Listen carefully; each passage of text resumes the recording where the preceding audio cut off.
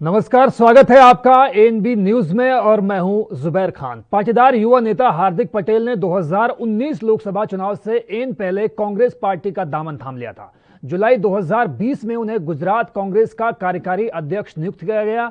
इस साल की शुरुआत में गुजरात में हुए निकाय चुनाव में हुई पार्टी की बुरी हार के बाद राज्य कांग्रेस के अध्यक्ष अमित चावड़ा ने इस्तीफा दे दिया था। उनके साथ कांग्रेस विधायक दल के नेता परेश धनानी ने भी इस्तीफा दे दिया। इसके बाद ही कई अन्य सीनियर नेता शीर्ष पदों के लिए जुगत में लगे हुए हैं। लेकिन इन सबके बीच बीते एक साल से कार्यकारी अध्यक्ष पद पर काबिज हार्दिक पटेल खुद को पार्टी में अकेला पा रहे हैं। मीडिया रिपोर्ट्स के मुताबिक हार्दिक पटेल का कहना है कि साल मई महीने में कोरोना की वजह से उनके पिता की मौत के बाद कांग्रेस का कोई भी नेता उनसे मिलने नहीं पहुंचा। वो कहते हैं कि पिता की मौत के बाद मेरी पार्टी और अन्य पार्टी के नेताओं ने सांत्वना कॉल तो की, लेकिन कांग्रेस का कोई भी नेता मेरे घर नहीं पहुंच पाया। इससे पहले फरवरी महीने भी हार्दिक पटेल ने कहा था कि ऐसा लगता है कि पार्टी के कुछ सीनियर नेता मुझे पीछे खींचना चाहते हैं। स्थानीय चुनाव में भी प्रदेश कांग्रेस कमेटी ने हार्दिक पटेल को एक भी सभा में नहीं बुलाया। खबर यह भी है कि जब उनसे पूछा गया कि क्या 2022 विधानसभा चुनाव के मद्देनजर वो कोई जिम्मेदारी उठाना चाहेंगे, तो उन्होंने जवाब दिया कि इससे बेहतर उनके लिए कुछ नहीं हो सकता। अगर पांचों अंगुलियां साथ आएंगी तभी मुट्ठी बनती है। इस तरीके से मेरी मौजूदगी से पार्टी में मजबूती आएगी। मुझे कोई पद या पावर नहीं चाहिए, मैं सिर्फ काम करना चाहता हूं जिससे अपने लोगों की सेवा कर सकूं। पार्टी के भीतर अकेलेपन को लेकर उन्होंने कहा कि मेरा परिवार बहुत बड़ा है और हर परिवार की तरह यहां भी नोक झोंक चलती रहती है। अगर पार्टी चाहती है कि 2050 किलोमीटर लंबी यात्रा में शुरू करूं तो मुझे ऐसा करने में भी खुशी होगी। इस वक्त मैं ग्रामीण इलाकों पर फोकस कर रहा हूं। मेरी टीम ग्रामीण इलाकों में कृषि और रोजगार से जुड़े मसलों पर ध्यान दे रही है। कोरोना के दौरान हर गांव में 10 से 15 मौत हुई है। पूरे राज्य में 16,000 गांव हैं। आप महामारी के दौरान हुए विध्वंस का अंदाजा लगा सकते हैं। स्थानीय चुनाव में आम आदमी पार्टी ने बेहतर प्रदर्शन किया है। हाल ही में जब अरविंद केजरीवाल अहमदाबाद पहुंचे थे तब ऐसी अटकलें भी थी कि हार्दिक पटेल आम आदमी पार्टी को ज्वाइन कर सकते हैं। इस पर पटेल कहते हैं कि देखिए, ये बीजेपी की चाल है। जब भी उन पर दबाव पड़ता है या फिर विपक्ष एकजुट दिखता है तो भ्रम फैलाना शुरू कर देती है। और आइए अब आपको दिखाते हैं हार्दिक पटेल से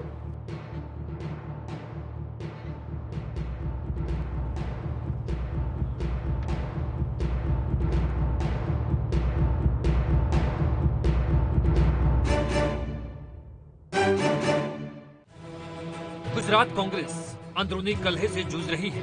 साल 2019 में जब पाटीदार नेता हार्दिक पटेल कांग्रेस में शामिल हुए थे तो ऐसी अटकलें लगाई जा रही थी कि उनकी वजह से राज्य में कांग्रेस को फायदा पहुंचेगा। लेकिन जैसी परिस्थितियां बन रही हैं, उसके बाद राज्य की सियासत पर नजर रखने वाले जानकारों का कहना है कि कार्यकारी अध्यक्ष हार्दिक पटेल कांग्रेस की अंदरूनी गुटबाजी का शिकार हो रहे हैं। बीते लंबे वक्त से गुजरात कांग्रेस उन्हें साइड लाइन किया जा रहा है। इसकी शुरुआत नगर निगम पालिका के चुनाव में सामने आई। सूत्रों के मुताबिक स्थानीय निकाय चुनाव में कांग्रेस की स्क्रीनिंग कमेटी की मीटिंग में कार्यकारी अध्यक्ष होने के बावजूद उन्हें शामिल नहीं किया गया। हार्दिक पटेल के करीबी नेताओं की माने तो हार्दिक पटेल को स्थानीय कांग्रेस किसी भी कार्यक्रम के लिए जानकारी नहीं देती। कोरोना के बावजूद गुजरात में बिगड़े हालात को लेकर जब गुजरात कांग्रेस के नेता राज्यपाल के घर मिलने गए तो हार्दिक पटेल को जानबूझकर दूर रखा गया। ऐसा सिर्फ इसलिए किया गया जिससे उन्हें मीडिया में कवरेज ना मिल सके। कार्यकारी अध्यक्ष होने के बावजूद भी पीसीसी और जिला अध्यक्षों की मीटिंग में भी उन्हें नहीं बुलाया जाता। उनकी गैर हाजिरी से कांग्रेस कार्यकर्ताओं में कई तरह की सुगबुगाहट है। हार्दिक के करीबी लोगों का कहना है कि उनकी पिता की मौत के बाद राहुल गांधी और प्रियंका गांधी ने फोन पर बातचीत की। पीएम नरेंद्र मोदी, गृह मंत्री अमित शाह, जेपी नड्डा, गुजरात के मुख्यमंत्री समेत कई दिग्गज नेता उनके पिता की मौत पर दुख जता चुके हैं। लेकिन गुजरात कांग्रेस के किसी भी नेता ने दुख नहीं जताया। न ही कांग्रेस आलाकमान का कोई भी बड़ा नेता हार्दिक पटेल के घर पहुंच पाए। पाटीदार नेता और कांग्रेस के कार्यकारी अध्यक्ष होने के बावजूद हार्दिक पटेल लगातार स्थानीय नेताओं की उपेक्षा का शिकार हो रहे हैं। 2022 में विधानसभा चुनाव से पहले हार्दिक पटेल की अनदेखी, आम आदमी पार्टी की ओर से मिला ऑफर और बीजेपी नेताओं का हार्दिक पटेल के प्रति नर्म रवैया उन्हें दल बदल के लिए मजबूर भी कर सकता है। Bureau report, ANB news.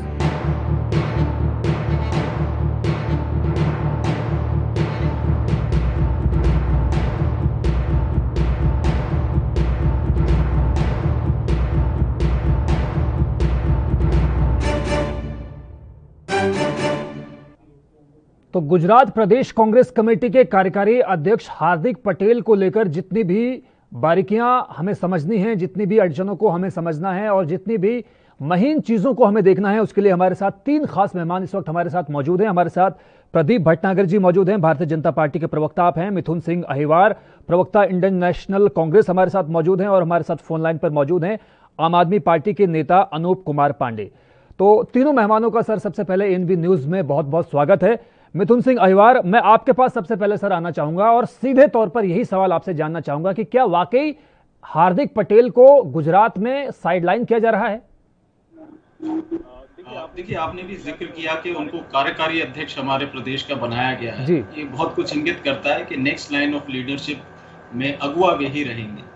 लेकिन अगर उनकी कुछ शिकायतें, उनको ऐसा लगता है कि पार्टी के लिए वो और काम करना चाह रहे हैं और पार्टी से उस दिशा में काम चाह रहे हैं, तो पार्टी उस विषय में भी प्रयास करेगी, उनसे बात करेगी। एक बात का मैं जिक्र यहाँ करना चाह रहा हूँ कि ये जो आप बात कह रहे हैं, उनकी तरफ से जो बात आई, एक तो इको हो रहा है मेरे हेडफोन में।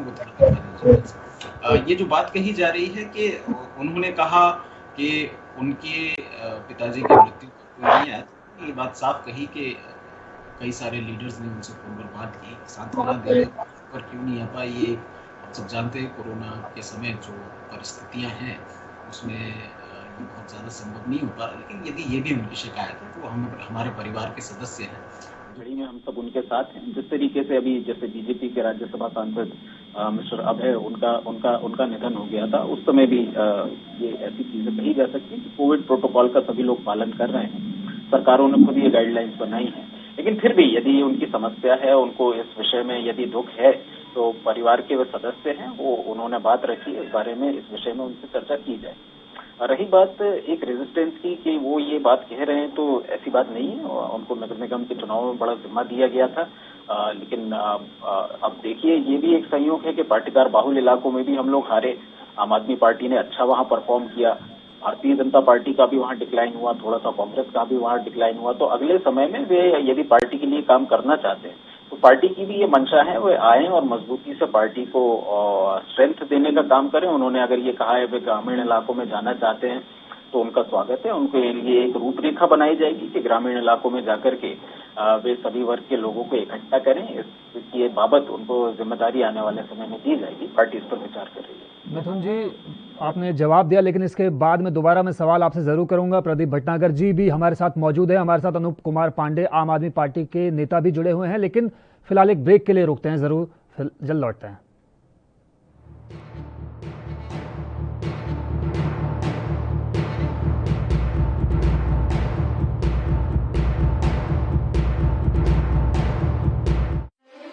ਪੰਜਾਬ ਦੇ ਇਤਿਹਾਸ ਵਿੱਚ ਇੱਕ ਸੁਨਹਿਰਾ ਪੰਨਾ, ਸਮੁੱਚੇ ਭਾਰਤ ਵਿੱਚ ਪੰਜਾਬ ਬਣਿਆ ਸਿੱਖਿਆ ਦੇ ਖੇਤਰ ਵਿੱਚ ਨੰਬਰ 1।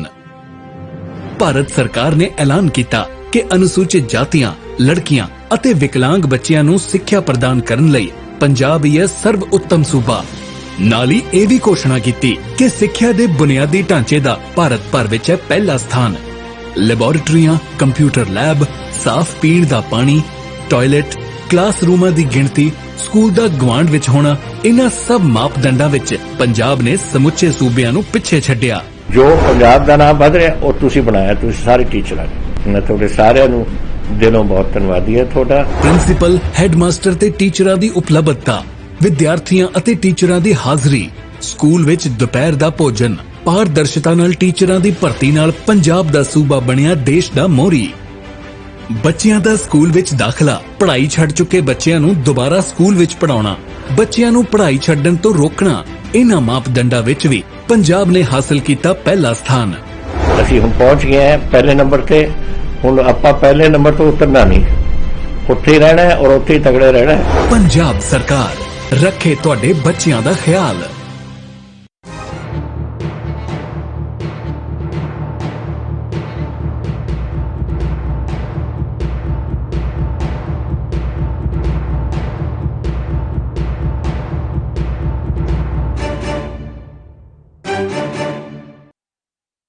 तो ब्रेक के बाद स्वागत है आपका। ब्रेक पर जाने से पहले मैंने भी जिक्र किया कि यकीनन कांग्रेस प्रदेश कांग्रेस कमेटी के जो कार्यकारी अध्यक्ष हैं वो हार्दिक पटेल हैं और कांग्रेस के जो प्रवक्ता हमारे साथ इस वक्त मौजूद हैं मिथुन सिंह अहिवार, उन्होंने भी ये बात मानी कि यकीनन जो है हार्दिक पटेल जो हैं वो प्रदेश कांग्रेस के कार्यकारी अध्यक्ष हैं, लेकिन जिस तरह से आपने जिक्र किया खासतौर पर इस बात को लेकर कि पिता की मौत के बाद किसी भी कांग्रेस नेता ने ये जरूरी नहीं समझा कि हार्दिक पटेल के घर पर जाकर उनको सांत्वना दी जाए, लेकिन आपने कहा कि फोन करके चाहे राहुल गांधी की बात हो, प्रियंका गांधी की बात हो, चाहे कांग्रेस आलाकमान के बड़े नेताओं की बात हो, तमाम लोगों ने ये बात कही कि हमें अफसोस है और तमाम लोगों ने अपने अपने तरीके से दुख जताया। मैं बीजेपी प्रवक्ता प्रदीप भटनागर जी के पास आना चाहूंगा इस सवाल के साथ कि जिस तरह से पीएम नरेंद्र मोदी ने भी, गृह मंत्री अमित शाह ने भी, गुजरात के जो सीएम हैं विजय रूपाणी उन्होंने भी, और खासतौर पर बीजेपी के जो राष्ट्रीय अध्यक्ष हैं जेपी नड्डा उन्होंने भी, इन तमाम बड़े नेताओं ने हार्दिक पटेल के पिता की मौत पर भी दुख जताया। तो इसका मतलब फर्क कहां हुआ? बीजेपी के नेताओं ने भी फोन कर उनको एक तरह से शोक संदेश भेजा, कांग्रेस के तमाम नेताओं ने शोक संदेश भेजा, तो फर्क कहां रह गया प्रदीप जी?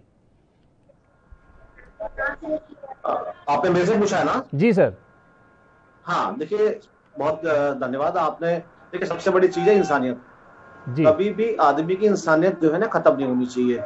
उसकी अंतरात्मा भी ये बात कहती है कि इंसानियत जिसकी खत्म हो जाए आदमी की, फिर वो इंसान नहीं रहता। और हमारे किसी भी पार्टी नेताओं ने, माननीय प्रधानमंत्री हो या प्रदेश के मुख्यमंत्री हो, उन्होंने अगर हार्दिक पटेल जी को अगर संवेदना दी है तो एक ये व्यक्तिगत और एक इंसानियत है पहली चीज। देखिए कहीं इंसानियत जब आदमी की मर जाती है तो परिस्थिति ऐसी आ जाती है कि वरिष्ठ होने के बाद अपने जो दिल में भरी चीजें होती है वो उजागर होने लगती हैं कि हाँ देखिए कुछ है चीजें कि मैं जिस परिवार से जुड़ा और जिस परिवार का अभिन्न अंग बना और उसके साथ मेरा क्या संबंध था और क्या है और मेरे साथ क्या व्यवहार हो रहा है कि मैं एक बहुत बड़ा परिवार छोड़ के एक परिवार में जुड़ा और आज ये कंडीशन आ गई है कि मजबूरी उन्हें बोलना पड़ा। देखिए हार्दिक पटेल जी के बारे में बताऊं आपको, हार्दिक पटेल जी एक पाटीदार समाज के बहुत बड़े चेहरे उभर के आए थे और बहुत बड़ा आंदोलन उन्होंने गुजरात में चलाया भी था। और देखिए हार्दिक पटेल जी और बहुत विवादों में भी रहे, एक महिला स्टैंगल में भी फंसे, पैसे में भी फंसे, कुछ राजनीति की वीडियो भी उनकी जारी हुई और बहुत सारे दाग उनके दामन पे लगे हुए भी हैं। मगर कांग्रेस को वही लोग पसंद है जिनके दामन पे दाग होते हैं बहुत सारे, और उसमें एक हार्दिक पटेल भी हैं। अब रही अध्यक्ष की बात, देखिए नगर निकाय चुनाव में इतने बड़े पाटीदार नेता का इतना मान सम्मान नहीं हुआ, कहीं कार्यक्रम नहीं रखा गया, कहीं मंच पे नहीं बुलाया गया, एक इग्नोर कर दिया गया। और जो बहुत बड़ा हाथ जो अब कांग्रेस का जो वहाँ के जो दिग्गज है जो कांग्रेस को चलाते हैं और हार्दिक पटेल जी के साथ उनका बहुत बड़ा रोल भी रहा। और आज देखिए हाशिए पे खड़ी तो है कांग्रेस, वो अपने कर्मों से खड़ी है। चलिए ठीक है प्रदीप भटनागर जी, दोबारा मैं आपके पास भागने का रोष हुआ है लगा हुआ है। ठीक है, अनूप कुमार पांडे जी भी हमारे साथ मौजूद हैं, आम आदमी पार्टी के वो नेता हैं। अनूप कुमार जी, मैं आपसे जानना चाहूंगा कि ऐसी भी अटकलबाजी लगाई जा रही है, ऐसे भी कयास लगाए जा रहे हैं कि हो सकता है हार्दिक पटेल जो है आम आदमी पार्टी के बड़े नेताओं के टच में हो। क्या इस तरह की खबरें आपके साथ भी आई हैं, आपके पास मौजूद हैं?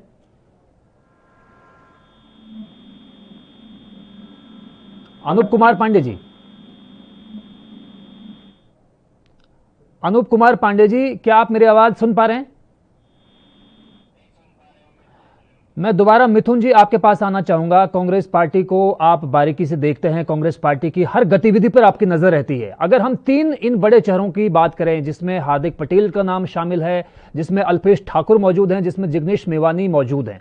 एक वक्त था कि जब तीनों ने गुजरात में बड़े आंदोलन की शुरुआत की थी, पटेल आरक्षण को लेकर एक बहुत बड़ी गैदरिंग को गुजरात में इकट्ठा कर उन्होंने संदेश दिया था कि गुजरात में भी युवा नेतृत्व को खड़ा किया जा सकता है। उसके बाद में यह होता है कि अल्पेश ठाकुर जो है कांग्रेस पार्टी के टिकट पर चुनाव लड़ते हैं, जीतते हैं, बाद में वो भी पार्टी को छोड़ देते हैं। जिग्नेश मेवानी की अपनी अलग धारा है। हार्दिक पटेल के बारे में अब सब कुछ सही नहीं चल रहा, यानी कि जो ऐसा माना जा रहा था कि इन तीनों नेताओं के आधार पर कांग्रेस पार्टी जो है बीजेपी को चुनौती दे सकती है। क्या आपको लगता है कि अब ऐसा हो पाएगा 2022 के विधानसभा चुनाव में? पहली बात तो केवल इन युवा नेताओं के आधार पर हम जीत की उम्मीद कर रहे थे, ऐसा नहीं है। हम जीत की तरफ अपने संगठन के साथ बढ़ रहे थे और इन युवा नेताओं में उसमें उसकी जो ऊर्जा है उसको बढ़ाने का काम किया था।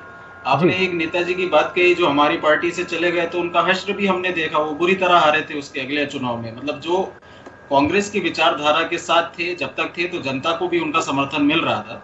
और हमारे भाजपा के साथी ने तो स्वीकार किया कि जितना मैं सुन पाया हूं, जितना उनका ऑडियो मुझ तक पहुंचा है, मेरे ख्याल में उन्होंने ये बात कही कि हार्दिक पटेल जी दागी व्यक्ति हैं तो अगर वे दागी हैं और आपकी सरकार के खिलाफ आंदोलन कर रहे थे तो मुझे लगता है भविष्य में आपकी पार्टी के द्वार उनके लिए नहीं खुलने चाहिए। जिस तरीके से कभी मुकुल राय जी दागी हुआ करते थे और आज वे आपकी पार्टी के बड़े उपाध्यक्ष थे और उसके बाद वे वापस उनकी मूल पार्टी में चले गए।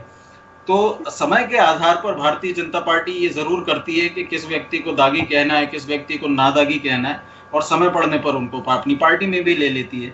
विषय ये नहीं है। आपने बिल्कुल ठीक बात कही कि ये अगर एक रेजिस्टेंस की बात आती है तो हम एक परिवार हैं, एक संगठन है, संगठन में कई बार ये बात आ सकती है, लेकिन जब ये बात सरकारों में आ जाती है तो बड़ी चिंतनीय होती है। ठीक उसी तरीके से जैसे मुख्यमंत्री जी विजय रूपाणी वहां के हैं और प्रदेश अध्यक्ष मिस्टर पटेल हैं, तो जब प्रदेश अध्यक्ष पटेल जी 5000 रेमडेसिविर के वायल्स बांटते हैं तो उनसे विजय रूपाणी जी से पूछा जाता है कि इनके पास ये 5000 वायल्स कहां से आए।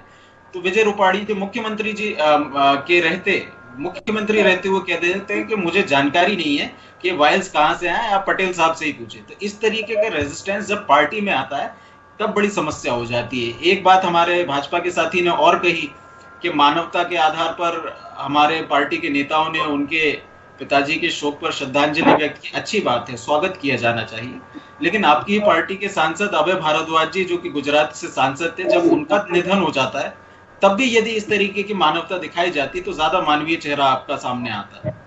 तीसरी बात मैं यहाँ कहना चाहूंगा कि भारतीय जनता पार्टी के जो लोग गुजरात पर टिप्पणी कर रहे हैं वो उत्तर प्रदेश में देख लें क्या हो रहा है। ए.के. शर्मा जी को डिप्टी सीएम बनवाना चाहते थे मोदी जी और योगी जी का वीटो चला, उनको उपाध्यक्ष पद से संतुष्ट होना पड़ा। कर्नाटक में येदियुरप्पा जी के खिलाफ विधायक धरने पर बैठे हुए हैं। राजस्थान में वसुंधरा जी आपकी चलने नहीं दे रही हैं, जो आप वहां करना चाह रहे हैं वो आप कर नहीं पा रहे हैं। वेस्ट बंगाल में मुकुल राय जी के जाने के बाद एक लाइन लगी हुई है 3 दर्जन से अधिक आपके विधायकों की जो कि वापस तृणमूल कांग्रेस में जाना चाहते हैं। मध्य प्रदेश में मुख्यमंत्री कितने दिन, कितने घंटे, कितने सेकंड रहेंगे हमारे भाजपा के साथी भी नहीं बता पाते।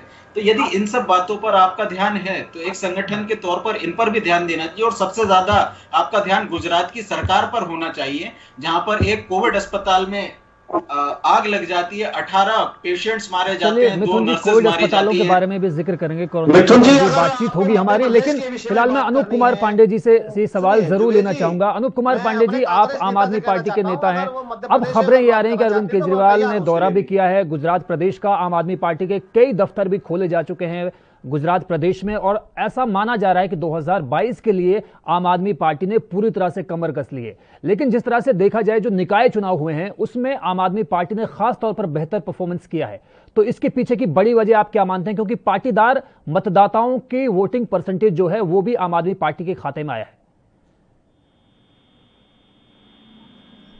अनूप कुमार पांडे जी। जी देखिए जी, जो काम कांग्रेस पार्टी ने विगत सालों में किया है और आजादी के बाद से अब वही काम भारतीय जनता पार्टी करने लगी है। आम आदमी परेशान है, उसको रास्ता नहीं मिल रहा है। कांग्रेस के अंदर कुंठा भी है और भाजपा के अंदर भी कुंठा है। लोगों की एक आशा की किरण आम आदमी पार्टी पूरे देश में बनने जा रही है, चाहे उत्तर प्रदेश हो, गोवा हो, गुजरात हो। तो कहने का मतलब यह है कि एक पूरे देश में एक माहौल आम आदमी पार्टी के पक्ष में बन रहा है जो जनता के लिए जवाबदेह है। भारतीय जनता पार्टी जनता के लिए जवाबदेह नहीं है।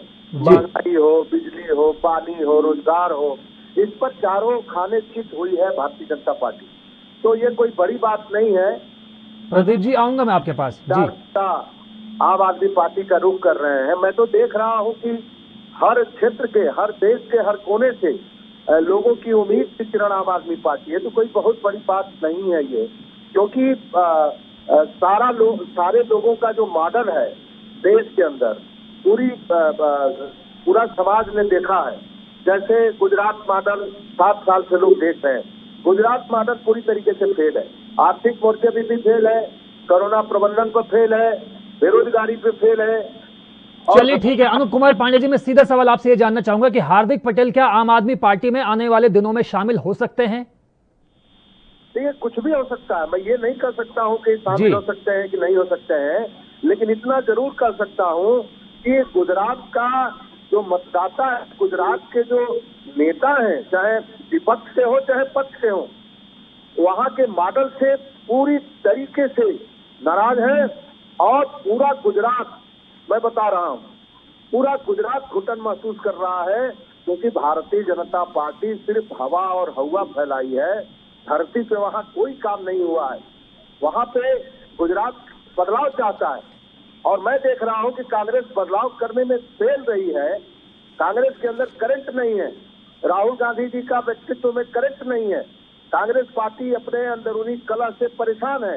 ऐसी सूरत में एक युवा चेहरा, एक युवा नेता निश्चित रूप से बदलाव करने की ललक लेके कांग्रेस में गया हो कि कांग्रेस में जाऊंगा और बदलाव करूंगा और करने में अपने को अच्छा महसूस कर रहा है, तो वो युवा निश्चित रूप से आम आदमी पार्टी की तरफ आने के लिए अग्रसर होगा। ये कोई बड़ी बात नहीं है। जी प्रदीप भटनागर जी, आपने सुना अनूप कुमार पांडे जी को, आम आदमी पार्टी के नेता वो हैं। आपने कांग्रेस प्रवक्ता को भी सुना, मिथुन सिंह जी को। प्रदीप जी, मैं सीधे तौर पर आपसे जानना चाहूंगा कि जिस तरह से आपने शोक संदेशों के बारे में कहा, ये ठीक है कि कांग्रेस आलाकमान ने भी शोक संदेश भेजे हार्दिक पटेल को और बीजेपी नेताओं ने भी भेजे, लेकिन कहा यह जा रहा है कि ये शोक संदेशों के पीछे एक सियासत है, एक राजनीति है। बीजेपी आलाकमान भी चाहता है कि पाटीदारों का समर्थन उनके पास आए, क्योंकि 2022 में जो विधानसभा के चुनाव गुजरात प्रदेश में होने हैं वो काफी कुछ मायने रखता है इस बात पर कि खासतौर पर पटेल पाटीदार और जो है ठाकुर समुदाय कहाँ जाता है, यानी ओबीसी समुदाय, जिसको पहले ही अल्पेश ठाकुर को बीजेपी में शामिल आप लोगों ने किया हुआ है। बहुत बढ़िया। मैं पहले चीज तो जुबेर जी बता दूं, जो आम आदमी पार्टी जो आपने नेता बैठा रखे हैं, थोड़ा सा उन्हें एक जो भी आप उनसे पूछे तो एक विषय पूछे, उन्हें नेशनल पे बात करनी है, गुजरात में बात करनी है, दिल्ली में बात करनी है। जी जी ठीक है, उस पर डिबेट अगर चले तो ज्यादा बेहतर रहेगा, क्योंकि आम आदमी पार्टी वाले ने मॉडल करके भटका देते हैं। आप अपना जवाब दीजिए। आइए जी, दूसरी चीज देखिए, गुजरात के विषय में अगर आप बात करें, हार्दिक पटेल जी का कभी जो एक वर्चस्व और एक चेहरा एक पाटीदार समाज में हुआ करता था, वो खत्म हो चुका है। ऑडियो मुझे क्लियर नहीं है। गुजरात में प्रदेश कांग्रेस को एक चेहरा चाहिए था, एक हार्दिक पटेल एक चेहरा उस समय आंदोलन में निकला था, तो उसको लेके इन्होंने उसको बनाया, पटेल जी को बनाया। मगर वो हमने आपने भी देखा कि उनके कितने कितने घोटाले खुले, बंद कमरे का वो महिला के साथ वो भी खुला, सबने देखा। देखिए, एक मजबूरी थी पटेल जी को बनाना, मगर क्या है कि वो अब गले की हड्डी बन गए, ना तो निकली जा रही ना और कुछ नीचे जा रही। तो राहुल जी ने बनाया युवा समझ के, और युवाओं को ही राहुल जी ने सबको बर्फ में लगा दिया। और हमने उदाहरण भी देखा, ज्योतिराज सिंधिया भी देखे, जितेंद्र प्रसाद भी देखे, रीता बहुगुणा जोशी जी भी देखी, और हमने जगदीप पाल साहब भी देखे, और भी बहुत सारे नेता हैं इकाइयों के जो आए। अभी आपने भी माने अल्पेश जी के बारे में कहा। देखिए, 20 वर्ष हो गए हैं गुजरात में भारतीय जनता पार्टी की सरकार को चलते हुए, और जिन जिन नेतृत्व में चला है वो भी छुपा हुआ नहीं, वो भी आपके सामने है, और क्या क्या कार्य करे हैं वो भी है। देखिए, एक आम आदमी पार्टी बड़ा हसीन सपना देख रही है गुजरात का, पंजाब में भी जाके अपना हसीन सपना देखा इन्होंने, मुरारी लाल का, और मुंगेरी लाल का राजस्थान में भी जाके देखा, और हरियाणा में भी देखा, और वहां पे चप्पल छोड़ के भागना पड़ा इनको। इनसे दिल्ली संभलता नहीं है, गुजरात देखने जा रहे हैं। जी मिथुन सिंह अग्रवाल जी, जवाब दीजिए। आपसे गुजरात संभलता नहीं है, दिल्ली की फिक्र आपको लगी हुई है, और ये बात तो कहीं ना कहीं सही है। इस बात से तो किसी को कोई इनकार हो नहीं सकता कि जिस तरह से यूपी में जितिन प्रसाद ने कांग्रेस पार्टी को छोड़ा है, ज्योतिरादित्य सिंधिया ने मध्य प्रदेश में कांग्रेस पार्टी को छोड़ा है, असम में हेमंत बिस्वा शर्मा ने कांग्रेस पार्टी को छोड़ा है और अब वो मुख्यमंत्री भी बन चुके हैं, और राजस्थान में जो अशोक गहलोत और सचिन पायलट के बीच की जो दूरी बनती हुई नजर आ रही है वो सबके सामने है, हरियाणा में जो आपस का जो मनमुटाव है नेताओं के बीच वो सबके सामने मौजूद है। तो गुजरात इसके लिए कोई अकेली मिसाल नहीं है। मिथुन जी, आपके प्रश्न का जवाब दूंगा। जी बिल्कुल। चीज स्पष्ट करूं, हमारे भाजपा के जो साथी हैं उनकी बहुत ज्यादा मुझे आवाज क्लियर नहीं आ पा रही है, इसलिए उनके सारी चीजों का मैं जवाब नहीं दे पाऊंगा। आप मुझे क्लियर कर दीजिएगा किन किन पॉइंट्स पर। अभी जो आपने प्रश्न पूछा उस पर मैं जवाब दे देता हूँ। यदि राजस्थान से शुरुआत कर दी जाए तो राजस्थान में सचिन पायलट जी और अशोक गहलोत जी की तो बहुत ज्यादा बात हो जाती है, लेकिन वहीं से वसुंधरा जी की बात बहुत ज्यादा नहीं हो पाती है। सारे फैक्टर्स वहां मौजूद हैं, लेकिन जब हम न्यूट्रली बात करेंगे तो सारी बातें आएंगी और वहां की परिस्थिति फिलहाल आप अपनी पार्टी के बारे में बातें कीजिए, अपनी पार्टी का पक्ष रख दीजिए बस। जी, मेरी पार्टी के ही बारे में बात कर रहा हूँ। राजस्थान में सचिन पायलट जी मेरी पार्टी के ही नेता हैं। जी। अशोक गहलोत जी मेरी पार्टी के राजे का जिक्र कर रहे थे आप। जी बताइए फिलहाल। जी, क्योंकि आपका प्रश्न कुछ इस तरीके से है कि केवल कांग्रेस में ये समस्याएं हैं। जी। तो मैं ये बात कहना चाह रहा हूँ कि संगठनों में बातचीत होना, संगठनों में मनमुटाव होना, संगठन एक परिवार के तौर पे काम करते हैं, लोकतांत्रिक प्रक्रिया के तहत काम करते हैं, ये कभी भी हो सकता है। लेकिन जब सरकारों में ये चीज आ जाती है, जब ये वैमनस्य आ जाता है, जब इनके उत्तर प्रदेश के विधायक कहते हैं कि मैं सरकार के खिलाफ बोल नहीं सकता हूँ, मेरे ऊपर रासुका लगा दी जाएगी, तब समस्याएं ज्यादा बढ़ जाती हैं, तब लोकतंत्र का खत्म होता स्वरूप हम सबके सामने आता है। युवाओं की बड़ी बात कह रहे थे, युवाओं को बड़ी तरजीह नहीं दी जा रही है कांग्रेस पार्टी में, और मुझे लगता है 70 साल के मोदी जी, 56 साल के अमित शाह जी, 60 साल के जेपी नड्डा जी को पार्टी के बिल्कुल फोर फ्रंट पे युवाओं को कितनी भागीदारी दी जा रही है भारतीय जनता पार्टी में, ये हमारे जनता पार्टी के साथी ने स्पष्ट किया है। आपने कहा कि अल्पेश ठाकुर जी भी नाराज हो गए, तो बात वही है ना, यदि हमारी विचारधारा के साथ आप चलते हैं तो हमारी विचारधारा से जुड़ा हुआ वोटर बिल्कुल आपके सामने साथ में आ जाएगा। लेकिन अल्पेश ठाकुर जी इसीलिए चुनाव हार जाते हैं क्योंकि वो हमारी विचारधारा से हट जाते हैं। ऐसा तो होगा नहीं कि आप रातों रात विचारधारा बदलेंगे और उसके बाद हमारे तो बाकी और नेता भी तो आपके इलेक्शन हारे थे जनाब, बाकी भी बहुत सारे नेताओं ने चुनाव हारा था, उनकी विचारधारा भी कांग्रेस पार्टी की विचारधारा थी। ऐसा तो है नहीं कि अकेले अल्पेश ठाकुर ही आ रहे थे। ये तो उपचुनाव की बात होगी अल्पेश ठाकुर के संबंधित। तो बिल्कुल आप ठीक बात बोल रहे हैं, लेकिन हमारे पार्टी के कई नेता जीते भी थे। बात दरअसल ये है कि जब हम लोग चुनाव में जाते हैं और वहां यदि हम दल बदल के बाद किसी अपने राजनीतिक फायदे के लिए जाते हैं, तो ऐसे नेता जो कांग्रेस में अपना भविष्य नहीं देख रहे हैं क्योंकि आज उनको कांग्रेस कमजोर नजर आ रही है, यदि वो भारतीय जनता पार्टी में सत्ता की वजह से जाते हैं तो ऐसे नेता भारतीय जनता पार्टी को मुबारक हो। ऐसे नेताओं को आप केंद्रीय मंत्री बनाइए, अभी कहा जा रहा है ज्योतिरादित्य सिंधिया जी को बनाएंगे, आप बनाइए। ऐसे नेताओं की ही नियति है जो चना मुरमुरा खा करके आपके पार्टी के नेता कार्यकर्ता काम करते थे, उनके अधिकार जी आप बने रहे, प्रदीप भटनागर जी आप भी बने रहे और अनूप कुमार जी आप भी बने रहे। फिलहाल वक्त एक ब्रेक का हुआ है, जल्द लौटते हैं।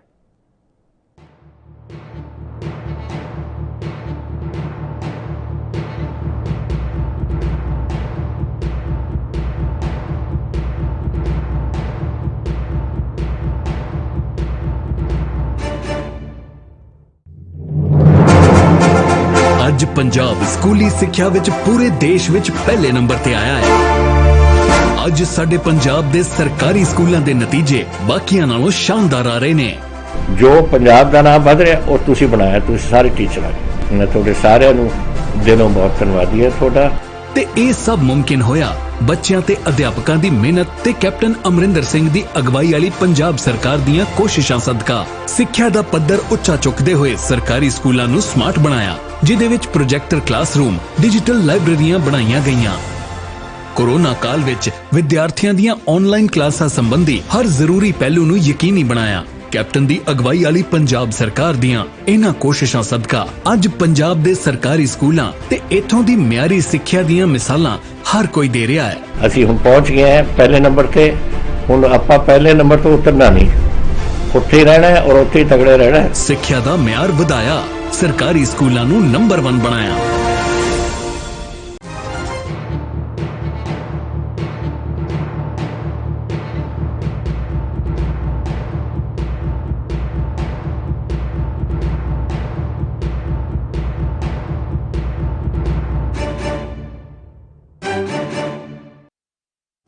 तो गुजरात में 2022 में चुनाव होने हैं और इस चुनाव की तैयारी के लिए तमाम पार्टियों ने अपनी अपनी कमर कस ली है। हर तरह की कवायद अपनाई जा रही है। जमा गुना घटा भाग का खेल शुरू हो चुका है। साम दाम दंड भेद का खेल भी लगभग तमाम पार्टियों ने अपनी तरह से शुरू कर दिया है और इस कवायद में कामयाबी किसको मिलेगी ये बात की बात है। लेकिन खास तौर पर कांग्रेस पार्टी में जो है गहमा गहमी का दौर शुरू हो चुका है। खासतौर पर हार्दिक पटेल की जो नाराजगी है आला कमान को लेकर वो अब साफ तौर पर नजर आ रही है। हमारे साथ इसी मसले को समझने के लिए 3 खास मेहमान हमारे साथ इस वक्त मौजूद हैं। हमारे साथ बीजेपी से प्रदीप भटनागर जी मौजूद हैं, हमारे साथ मिथुन सिंह जी मौजूद हैं कांग्रेस के प्रवक्ता, और हमारे साथ अनूप कुमार पांडे जी आम आदमी पार्टी के नेता भी मौजूद हैं। प्रदीप सिंह जी मैं आपके पास आना चाहूंगा। अब सीधे तौर पर आप ये बताइए सीधे तौर पर कि 2022 में जो चुनाव होने वाले हैं गुजरात प्रदेश में, आपको क्या लगता है कि मतदाताओं को कौन सी एक खास बात को देखते हुए दोबारा से बीजेपी पार्टी पर यकीन जताना चाहिए, विश्वास जताना चाहिए? भारतीय जनता पार्टी की सरकार को गुजरात में 20 वर्ष होने जा रहे हैं और 20 वर्ष का कार्यकाल एक इतना बड़ा होता है कि आज तक किसी प्रदेश के मुख्यमंत्री ने इतना बड़ा किसी पार्टी ने किसी प्रदेश के अंदर नहीं निभाया। और ये बहुत बड़ी उपलब्धि है कि गुजरात में भारतीय जनता पार्टी सरकार को सहारने और गले लगाया, जो सबसे बड़ा कारण ये है कि आज भी चल रही है। देखिए, और अब जो 2022 का चुनाव है फिर भाजपा की सरकार आएगी, ये जितने भी हैं फिर देखते रह जाएंगे कि क्या है क्या नहीं है। देखिए, गुजरात मॉडल की जो ये बात करते हैं, गुजरात के जो ये बात करते हैं विकास की, तो इन्हें जाके गुजरात घूमना भी चाहिए। ये माइक पे बैठ के और मोबाइल पे बैठ के, फोन पे बैठ के या फिर कैमरे बैठ के गुजरात मॉडल की बात तो करते हैं, मगर कभी गुजरात में जाके देखते नहीं है। गुजरात में कितना व्यापार कपड़े का और कितना व्यापार बड़ा लकड़ी का है, वो भी जाके देखना चाहिए। गुजरात का जो आदमी है पूरे विश्व में कहाँ का व्यापार और बिजनेस करता है, ये भी जाके देखना चाहिए। पहली चीज, आप गुजरात मॉडल की बात करते हैं मगर गुजरात से सीख नहीं लेते आप। अगर आप गुजरात से सीख लेते तो आज दिल्ली में ये कंडीशन नहीं होती। अगर आप गुजरात की सीख लेते तो राजस्थान, पंजाब, जहां जहां आपकी सरकार चल रही है, आप उसमें सीख लेकर करते आप। मगर जहां हार्दिक पटेल जी की आप बात करते हैं, देखिए अगर हार्दिक पटेल जी आते हैं हमारी भारतीय जनता पार्टी में, हमें कोई आपत्ति नहीं है, मगर उन्हें आने से पहले अपनी छवि को सुधारना पड़ेगा, तभी आ पाएंगे। देखिए इसमें बड़ा चीज अहम है, ये कांग्रेस नहीं भारतीय जनता पार्टी है। युवाओं बड़ा प्रोत्साहन दिया था। मैं बहुत छोटे से घटना बता रहा हूँ 30 सेकंड की। अभी तालकटोरा स्टेडियम दिल्ली में एक बहुत बड़ा राष्ट्रीय सम्मेलन हुआ था कांग्रेस का, जिसमें राहुल जी ने जिला अध्यक्षों से, जिले पदाधिकारियों से बात करी। पहली बार पार्टी को 132 वर्ष होने के बाद जा रहे हैं, छोटे कार्यकर्ताओं के साथ सम्मेलन, पहली बार संवाद किया और बहुत खुश हुए कि हमें छोटे स्तर पे, जिला स्तर पे संवाद करना चाहिए, जुड़ना चाहिए। वो संदेश केवल देखता रह गया। आज कांग्रेस पूरी खाली हो चुकी है कांग्रेस की नीतियों कारण। चलिए ठीक है, प्रदीप भटनागर जी दोबारा लौटूंगा आपके पास, लेकिन जवाब मैं फिलहाल ले लेता हूं मिथुन जी से। सीधे तौर पर प्रदीप जी का आरोप यही है, उन्होंने भी क्या नाम सॉरी सरकार भी चलाई और पार्टी भी चलाई और बाखू भी चलाई। अगर राहुल जी को राजनीति करना नहीं आ रही है या अध्यक्ष बन के नहीं काम करना आ रहा है, जरूरी है कि आप राहुल जी को सब कुछ बनाए। चलिए भाई, उन्हें कोई बिजनेस करा दीजिए, कोई डिपार्टमेंटल स्टोर खुलवा दीजिए, उन्हें कोई मेडिकल स्टोर खुलवा दीजिए, जो से गुण है। आप राजनीति में जरूरी है उन्हें करना, कोई IT कंपनी में करा दीजिए अगर पढ़े लिखे हैं तो।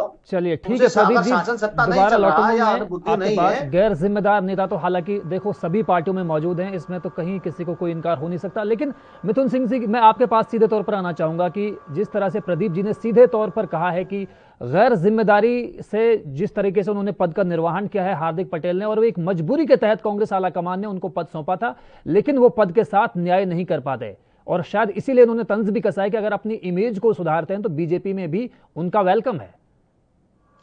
बहुत अच्छी बात है, भारतीय जनता पार्टी की सच्चाई सामने आ गई। जो कल विचारधारा की बात करते थे, उनके बारे में ये नहीं कहा जा रहा कि अपनी विचारधारा बदलें। वो कह रहे हैं कि जनता के बीच केवल जो छवि है केवल उसको बदल लें, विचारधारा भले ही मन में वो रहे तो आपका पार्टी में स्वागत है। यही कारण है कि बड़े बड़े स्कैमस्टर जिनके बारे में कहा जाता था भाग मुकुल भाग, उसको बुला करके ये पार्टी का राष्ट्रीय उपाध्यक्ष बना देते। एक मेरा इको हो रहा है, इसको प्लीज करेक्ट करो।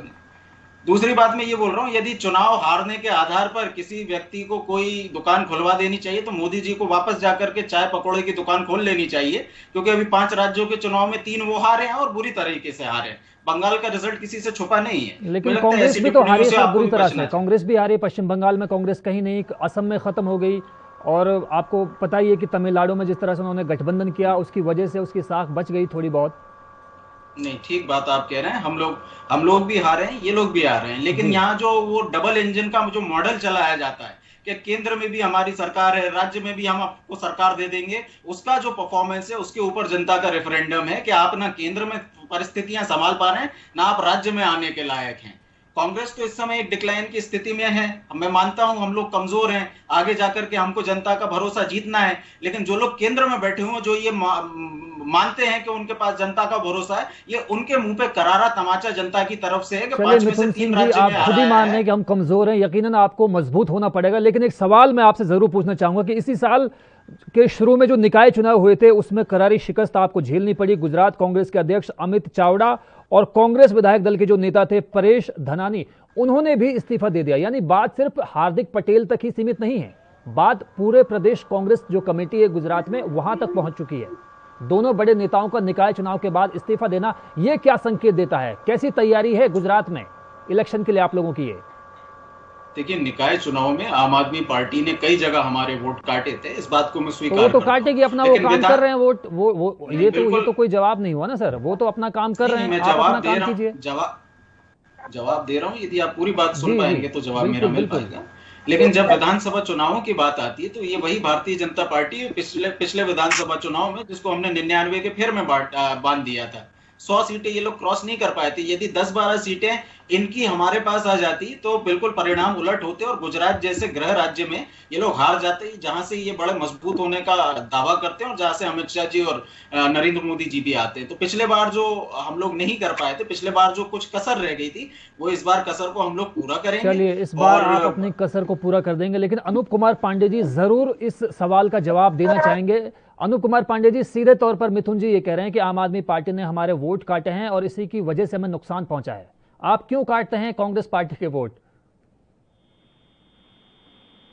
अनूप कुमार पांडे जी, आवाज आ रही है मेरी? जी बिल्कुल। आम आदमी पार्टी का जन्म राजनीति करने के लिए नहीं, बल्कि राजनीति बदलने के लिए हुआ है। और भाजपा और कांग्रेस दोनों एक दूसरे के ऊपर आरोप लगा करके और जनता को परेशान कर रही है। गुजरात में पूरी तरीके से कांग्रेस फेल हुई।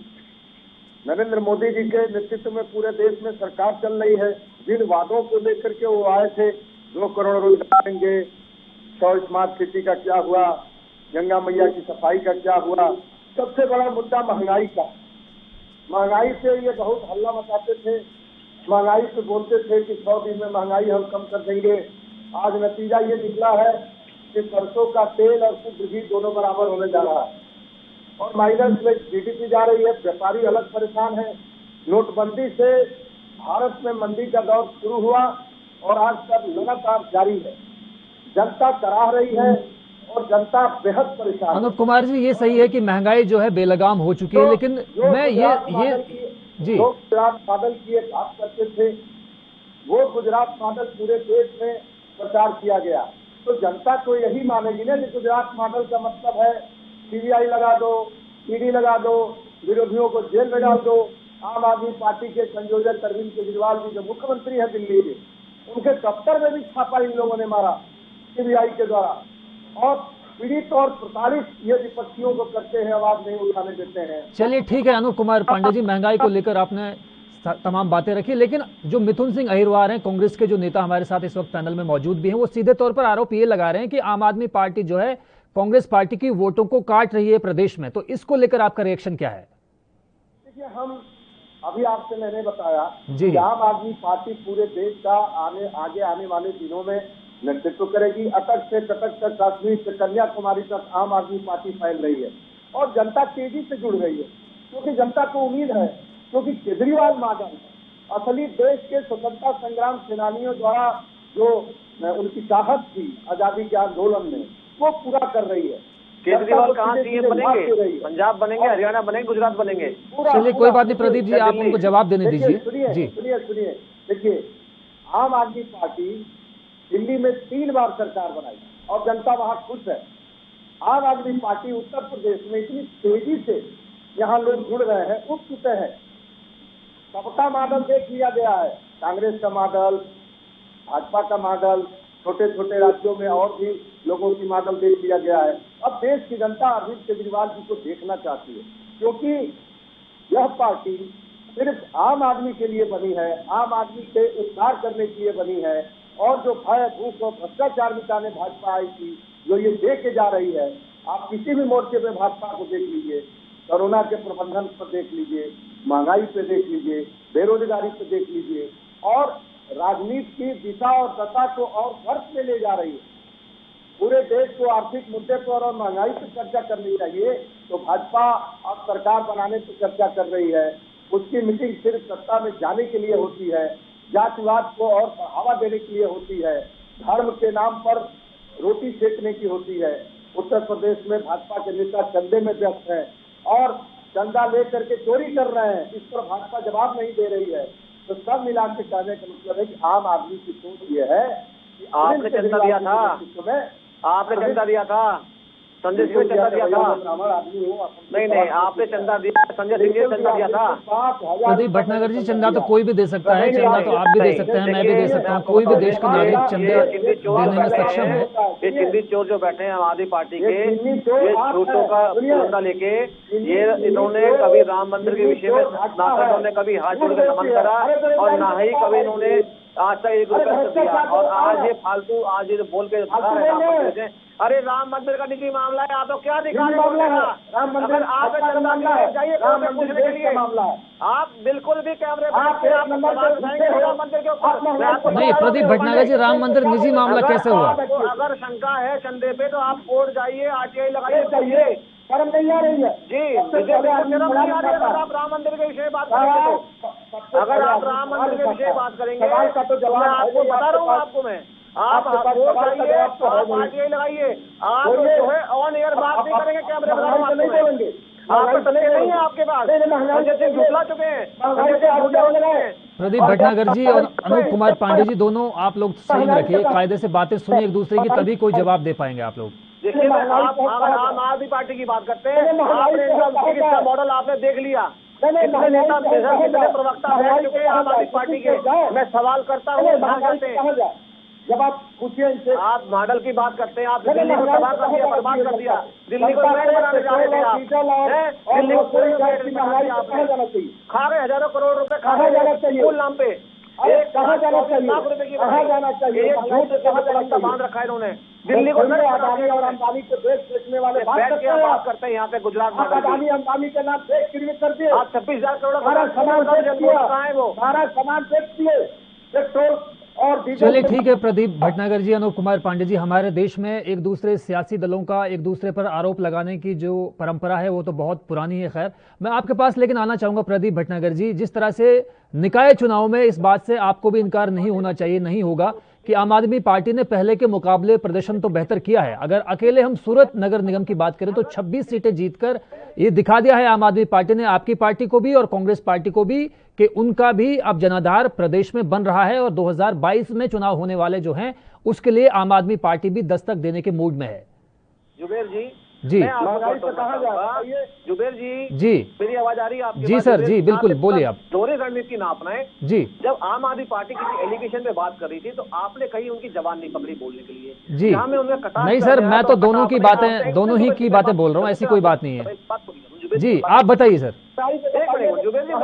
सर आप एक दूसरे को जवाब दे रहे हैं, मैं तो कुछ बोल ही नहीं रहा हूँ बीच में। मुझे दीजिए 10 सेकंड दीजिए, मैं आपकी बात पूरी करूं। बिल्कुल पूरी कीजिए आप। आया जब राम मंदिर का कुछ गलत झूठी चीजों पे और मैं बोलना चाहा तो आपने 1 मिनट में कह दिया। सर आप अपनी बात रखिए, कोई भी आपको नहीं रोक रहा है, आप अपनी बात पूरी कर लीजिए। नहीं, आप उन्हें भी रोक नहीं, इस चीज के विषय में आप उन्हें भी रोक सकते हैं आप। सर आप अपनी बात पूरी कर लीजिए, कोई रोक ही नहीं रहा आपको, कहिए आप। हालांकि राम मंदिर हमारा विषय आज का है भी नहीं वैसे। 10 करोड़ की जमीन को 18 करोड़ में खरीदते हो। अरे 100 करोड़ में खरीदी है। अनूप कुमार पांडे जी, अब आप प्रदीप जी को एक बार सुन लीजिए। अनूप कुमार पांडे जी एक बार सुन लीजिए आप, प्रदीप कुमार जी क्या कह रहे हैं, प्रदीप भटनागर जी। 14 करोड़ रुपए का कल 100 साधु संतों ने मीटिंग किया है और आरोप लगाया है चंदा चोरी का, उसका जवाब है जेल जाएंगे वो। महंगाई पे है, महंगाई पे घोटाला कर जाएंगे। हमको जवाब दीजिए, महंगाई पे कहाँ जाए, क्यों महंगाई है? आप बताइए, कौन देगा? मैं आऊं जुबेर जी? बिल्कुल बिल्कुल प्रदीप जी, आप अपनी जवाब पूरा कीजिए आप। जुबेर जी, ये वो चिंदी चोर बैठे हैं आज जो बहस कर रहे हैं, फालतू बोल रहे हैं यहाँ बैठ के। इन्होंने जब से 2012 से लेके 11 से लेके अनूप कुमार जी, आप 11 से इत्मीनान से बात सुनिए आप एक बार जी। 2011 से लेके अभी तक इन्होंने, जो केजरीवाल साहब जिनका नाम ले रहे हैं, अपनी नाक की कसम 20 बार खा चुके हैं मंच पे बैठ के गंगा जमुना जी की सफाई के लिए। आज इन्होंने क्या करा, एक नाला बंद नहीं कर पाए जमुना सफाई के लिए नाम पे। अभी लॉकडाउन में जमुना इतनी साफ सुथरी हो गई थी, उसको रोकथाम नहीं कर पाए। और प्रदीप भटनागर जी, माफी चाहूंगा, रोकना चाहूंगा आपको, लेकिन ब्रेक के लिए हमें रुकना पड़ रहा है और ब्रेक के बाद भी आपसे लगातार चर्चा जारी रहेगी।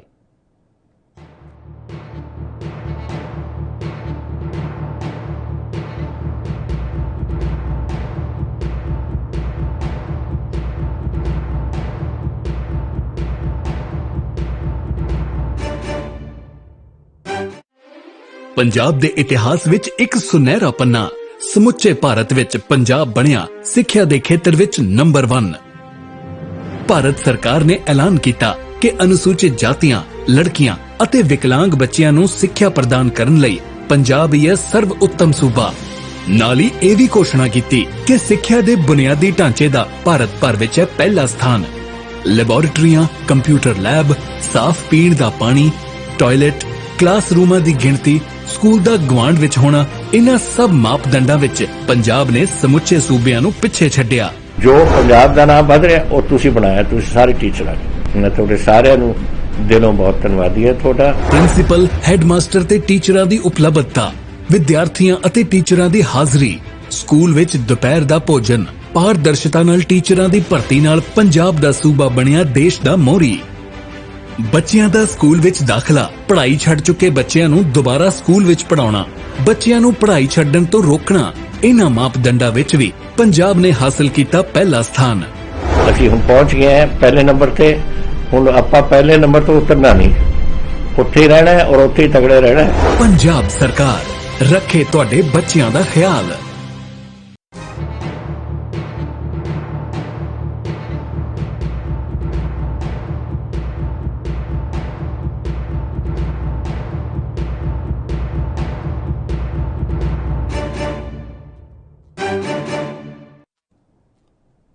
तो ब्रेक के बाद स्वागत है आपका। लगातार हम गुजरात के मसले को समझने की कोशिश कर रहे हैं। हमारे साथ तीनों खास मेहमान इस वक्त मौजूद हैं और दोबारा मैं जानना चाहूंगा, प्रदीप भटनागर जी आपके पास आना चाहूंगा, आप अपनी बात को पूरी कर लीजिए।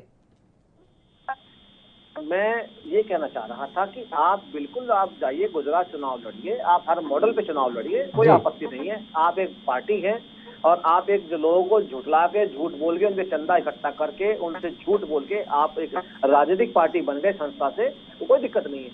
मगर अपना राजनीति में भी स्टैंड तो क्लियर रखिए। जिनको झूठ बोल के आया, धोखा दे के आया आप, ठीक है, आप गुजरात का सपना दिख रहा है आपको, देखिए अच्छी बात जी। मगर कांग्रेस भी एक बहुत बड़ी नेशनल पार्टी, छोटी पार्टी नहीं है।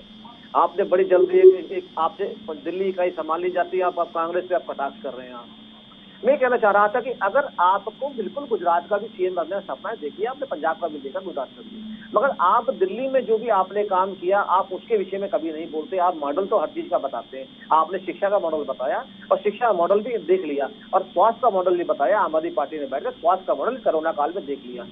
और जनता ने जब सवाल पूछना चाहा कि सब 2012 से और आपने जो द्वारका में 4 बड़े हॉस्पिटल बन रहे थे, अगर वो हॉस्पिटल तैयार हो जाते 10 वर्ष के अंदर, तो 14,000 लोगों को, 14 से 15,000 लोगों को चिकित्सा में परेशान ना होना पड़ता, कोरोना काल में मरना नहीं पड़ता, उनको मिलता। उस पर जवाब नहीं देंगे, ये पहली चीज। दूसरी चीज आइए, मैं इनसे अगर पूछता हूँ कि 26,000 करोड़ का जो घोटाला जल बोर्ड का चल रहा है, उससे नहीं बोलते, मौन धारण कर रखा है। इनसे पूछूं अगर मैं कि आपने 1 लाख दिल्ली के अंदर 24 लाख रुपए की तैयार करी, आप वो नहीं बता पाएंगे। आप गुजरात चल दी है आपने दिल्ली को लंदन बनाने की बात करी, आप उस पर नहीं बोलेंगे। चलिए हम गुजरात चलते हैं।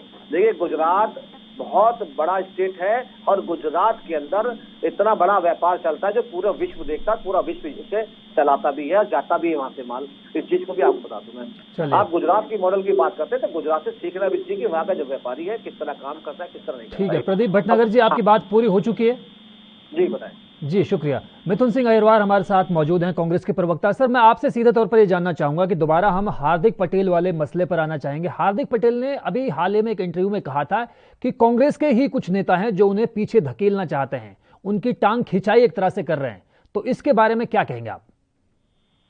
देखिए उनको पार्टी फोरम पे ये जानकारी देनी चाहिए कि वो कौन से नेता और ऐसा कौन सा काम इन नेताओं ने उनके खिलाफ किया है, पार्टी उन पर एप्रोप्रिएट एक्शन लेगी। लेकिन ये जो बात कही जा रही है गुजरात में, ये जो बात कही जा रही है, नहीं उन्होंने तो अपनी बात बता दी। अब तो पार्टी आला कमान की जिम्मेदारी ये बनती है कि पता लगाया जाए कि ऐसे कौन से नेता हैं। नहीं मैं वही कह रहा हूँ, तो नाम वे पार्टी फोरम पे बताएंगे क्योंकि सार्वजनिक उन्होंने भी नहीं किए उन नामों को। जैसे ही उन नामों का पता चलता है उनसे बात की जाएगी और उन नेताओं को तलब करके बातचीत की जाएगी। हार्दिक पटेल जी आश्वस्त रहें, कांग्रेस पार्टी एक लोकतांत्रिक पार्टी है। कांग्रेस पार्टी में ही आप पार्टी के खिलाफ जाकर भी बयान दे सकते हैं और पार्टी उसके बाद भी आपका आदर करती है, आप पर एक्शन नहीं लेती है।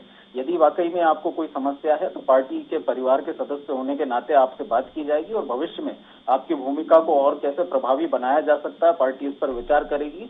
भाजपा के खिलाफ जो लोगों के अंदर गुस्सा है उसको मटेरियलाइज आप करना चाहते हैं, जैसा कि आप 2017 के इलेक्शन के पहले कर रहे थे।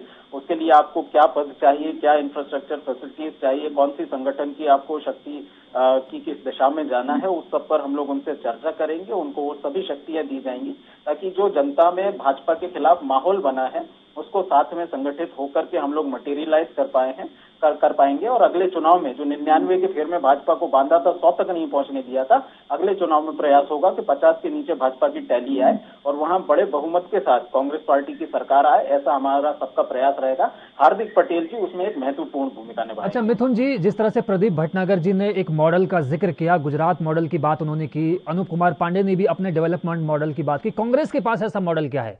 हार्दिक पटेल हालांकि बार बार ये कह रहे हैं कि वो ग्रामीण इलाकों में जा रहे हैं और वहां पर भी जा रहे हैं जहां पर कोरोना की वजह से बड़ी तादाद में लोगों की मौत हुई, तो ऐसे वक्त में जबकि कांग्रेस आलाकमान को अब ऐसा मान लेना चाहिए था या ऐसे कदम उठा लिए जाने चाहिए थे कि गुजरात में 2022 में चुनाव हैं, तो क्या आपको लगता है कि राहुल गांधी और प्रियंका गांधी जैसे बड़े नेताओं को भी जमीन पर उतरने की जरूरत है? देखिए, बिल्कुल सभी लोग जमीन पर उतरेंगे। जिस मॉडल की आप चर्चा कर रहे हैं मैं मॉडल बता दूं आपको। हमारे पास सच का मॉडल है, हमारे पास जुमलों और घोषणाओं का मॉडल नहीं है, हमारे पास झूठ का मॉडल नहीं है। पैंडेमिक के दौरान सबसे ज्यादा जो काम आया वो सच आया। कांग्रेस पार्टी ने जिन अस्पतालों को बनाया था, कांग्रेस पार्टी ने जिन संस्थानों को बनाया था, वही जनता के काम आए हैं। भाजपा तो उनको बेचने का काम कर रही है। जिस गुजरात मॉडल की आप बात करते हैं, गुजरात आज से इंडस्ट्रियल स्टेट नहीं है। महाराष्ट्र और गुजरात जब एक हुआ करते थे तब से ये इंडस्ट्रियल स्टेट्स हुआ करते हैं, जो कि हमारी सरकार ने जिनको बड़ा प्रोत्साहन देकर के आगे बढ़ाया था। इनकी भौगोलिक परिस्थितियां ऐसी है, वहां के लोगों की मानसिकता ऐसी है, वहां के लोग नौकरी नहीं करते, बिजनेस में ज्यादा ध्यान देते हैं। ये भाजपा की वजह से नहीं हुआ है, भाजपा की बावजूद आज तक ये चीजें कायम है। तो ये जो सच का मॉडल है कि गुजरात हमेशा से एक बड़ी हाई इकोनॉमी का स्टेट रहा है, कांग्रेस ने उसमें अपना योगदान दिया है, देश में अपना योगदान दिया है कि जब आपदा इस देश पर आई 7 सालों में सबसे ज्यादा जब जनता को सरकार की जरूरत थी तो कांग्रेस के बनाए हुए अस्पताल, कांग्रेस के बनाए हुए संस्थान, कांग्रेस की बनाई हुई रिसर्च संस्थाएं इस देश के काम में आई हैं। कांग्रेस की दी हुई शिक्षा नीति के कारण जो लोग साइंटिफिक तरीके से पढ़ाई कर पाए हैं, वो लोग, वो डॉक्टर्स, वो नर्सेस काम आए हैं। और ये मॉडल लेकर के हम लोग जनता के सामने आएंगे और जनता भी एग्री करेगी कि जिन्होंने शमशान और कब्रिस्तान मॉडल दिया था 2017 में, उन्होंने शमशान और कब्रिस्तान में पहुंचा दिया जनता को, और कांग्रेस जो विकास का मॉडल लेकर के आई है वही विकास के संस्थान जनता के सामने। लेकिन मिथुन सिंह जी, बावजूद आपके इन तमाम दावों के कांग्रेस पार्टी जो है गुजरात से कम 20 सालों से गायब है। क्यों आप यही बातें गुजरात के मतदाताओं को नहीं समझा पाते? गुजरात के मतदाताओं को हमने ये बात समझाई थी और पिछले बार जो भाजपा की 99 सीटें आई थी तो हमारी 77 सीटें आई थी, 10-12 सीटों का फेर रह गया था। इस बार जब पैंडेमिक में बुरी तरह फेल हुई है इनकी सरकार, अहमदाबाद को वुहान माना गया, जब गुजरात में डोनाल्ड ट्रंप आते हैं तो उनके नजरों से बचाने के लिए 100 फीट की दीवार बनाई जाती है, गुजरात की गरीबी को उनकी नजरों से छुपाया जाता है। ये सब बातें जनता की समझ में आई हैं और आने वाले समय में जनता इन पर यकीन करेगी और भाजपा के डबल इंजन की सरकार को खारिज करेगी और कांग्रेस की सच के मॉडल वाली सरकार को वहां बैठाएगी, ऐसी उम्मीद हम। तो यानी ये मान लिया जाना चाहिए कि कांग्रेस पार्टी आगामी विधानसभा चुनाव जो है वो हार्दिक पटेल की ही लीडरशिप में लड़ेगी।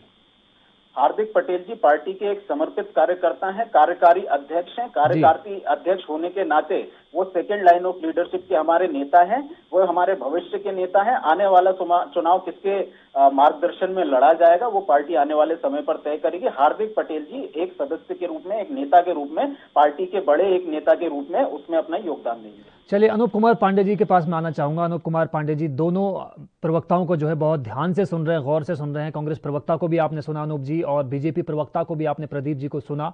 मैं आपके पास आना चाहूंगा कि आपके ऊपर गुजरात के मतदाता को क्यों विश्वास जताना चाहिए, जबकि 2 पार्टियां पहले से मौजूद हैं।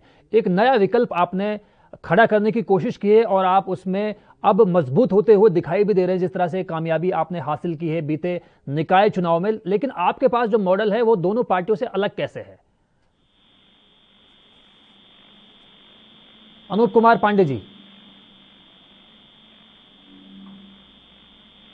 जी, अनूप कुमार पांडे जी, मेरी आवाज सुन पा रहे हैं आप? चलिए, मैं प्रदीप भटनागर जी आपके पास आना चाहूंगा। लगता है अनूप कुमार पांडे जी जो है उनसे हमारा संपर्क टूट गया है। मैं प्रदीप जी आपके पास सीधे तौर पर आना चाहूंगा और संक्षेप में आपसे जानना चाहूंगा कि बीजेपी पर जो यकीन जताते रहे हैं गुजरात के मतदाता, क्या आपको लगता है कि 2022 में भी ये विश्वास लगातार कायम रहेगा? नहीं, बिल्कुल कायम रहेगा और सरकार ने वो ऐसा काम भी किया है। देखिए, अभी बात कर रहे थे, सुना था कांग्रेस के नेताओं में कि आपने वैज्ञानिक बहुत संस्थान बनाई, डॉक्टर्स की संस्थान बनाई, मगर राहुल जी को विश्वास नहीं है जो आप संस्थान बनाई। वो कैसी संस्थान है जो राहुल जी को विश्वास नहीं है, उससे हम एप्लीकेशन उठाते रहते हैं। चलिए, गुजरात की बात कर रहे थे, ये औद्योगिकी बिल्कुल औद्योगिक है, मगर आपने 20 वर्ष में औद्योगिक को कितना आपने प्रोत्साहन दिया, एमएसएमई में ले गए, आप इंटरनेशनल में ले गए, कोई आपने ऐसा काम किया होता तो बोलते अच्छे भी लगते। अगर 20 वर्ष में वहाँ के व्यक्तियों ने, वहाँ की जनता ने भारतीय जनता पार्टी को अगर कुर्सी दी है बैठने के लिए, सत्ता चलाने के लिए, शासन चलाने के लिए अगर चुना है, तो वो भी एक कारण है, क्योंकि आप लोगों ने वहाँ बैठे और जैसे भी आप करे थे जो 20 फीट की दीवार गरीबी छुपाने के लिए, लेकिन अगर आपने 20 वर्ष ठीक है अगर आपने दी है, तो अगर आपने खत्म किया होता तो वहाँ 20 वर्ष की जो सरकार चल रही है, जो काम कर रही है, ऐसे क्या कारण था जो आप वहाँ इतना कुछ नहीं किया, जो पर्दा लगा के या दीवार लगा के छुपाना पड़ा? क्या उसे बता पाएंगे आप? बड़ा आसान है कहना, बहुत आसान है कहना। देखिए, प्रदीप भटनागर जी आपका भी बहुत बहुत शुक्रिया, और मिथुन सिंह अहिरवार जी आपका भी बहुत बहुत शुक्रिया, और हमारे साथ अनूप कुमार पांडे जो आम आदमी पार्टी के नेता जुड़े थे, आपका भी, तीनों मेहमानों का बहुत बहुत शुक्रिया, आपने अपना बेशकीमती वक्त दिया। तो फिलहाल यही बात है कि गुजरात के तीनों मॉडल तीनों पार्टियों के अलग अलग हैं, लेकिन असल जो सूरत है वो तय करेंगे गुजरात के मतदाता यानी गुजरात के वोटर, जिसका इंतजार हमें 2022 तक के लिए करना पड़ेगा। नमस्कार।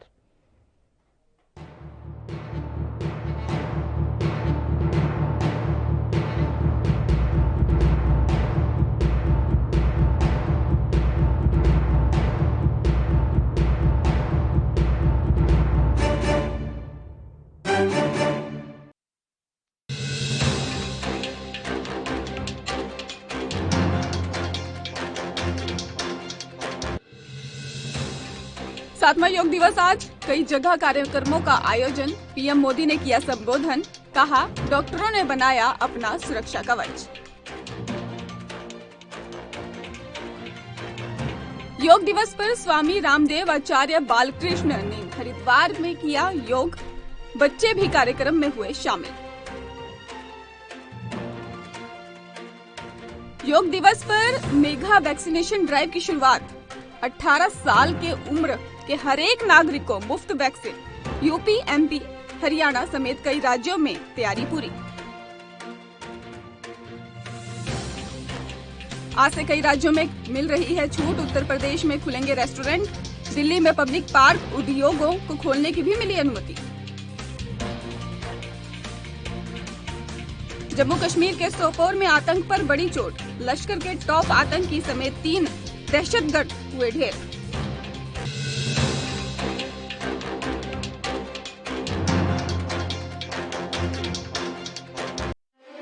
पंजाब ਦੇ ਇਤਿਹਾਸ ਵਿੱਚ ਇੱਕ ਸੁਨਹਿਰਾ ਪੰਨਾ, ਸਮੁੱਚੇ ਭਾਰਤ ਵਿੱਚ ਪੰਜਾਬ ਬਣਿਆ ਸਿੱਖਿਆ ਦੇ ਖੇਤਰ ਵਿੱਚ ਨੰਬਰ 1। ਭਾਰਤ ਸਰਕਾਰ ਨੇ ਐਲਾਨ ਕੀਤਾ ਕਿ ਅਨੁਸੂਚਿਤ ਜਾਤੀਆਂ, ਲੜਕੀਆਂ ਅਤੇ ਵਿਕਲਾਂਗ ਬੱਚਿਆਂ ਨੂੰ ਸਿੱਖਿਆ ਪ੍ਰਦਾਨ ਕਰਨ ਲਈ ਪੰਜਾਬ ਹੀ ਹੈ ਸਰਵ ਉੱਤਮ ਸੂਬਾ। ਨਾਲ ਹੀ ਇਹ ਵੀ ਘੋਸ਼ਣਾ ਕੀਤੀ ਕਿ ਸਿੱਖਿਆ ਦੇ ਬੁਨਿਆਦੀ ਢਾਂਚੇ ਦਾ ਭਾਰਤ ਭਰ ਵਿੱਚ ਹੈ ਪਹਿਲਾ ਸਥਾਨ।